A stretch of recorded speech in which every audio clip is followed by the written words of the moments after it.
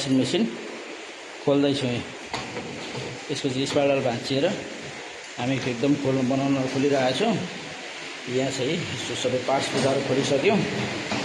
एलजीको हो, स्पाइरल भाँचिएर हामी स्पाइरल निकाल्दैछौँ यसलाई। यो वासिङ मेसिनलाई पूर्ण रूपमा खोलिसक्यो। स्पाइरलको गति हेर्नुहोस्, यसरी भाँचिसकेको रहेछ, लागेको होइन, ती फोहोर मैला भइरहेछ। अब हामी यो स्पाइरललाई चेन्ज गरेर हेर्छौँ अहिले है त।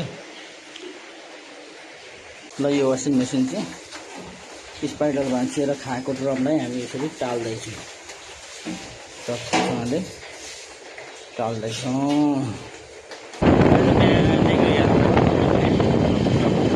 गाडी पनि आयो,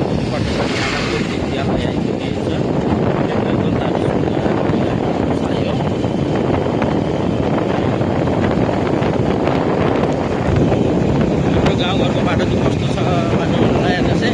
हाम्रो गाउँघरको बाटो यस्तो पिच त हुनु बाँकी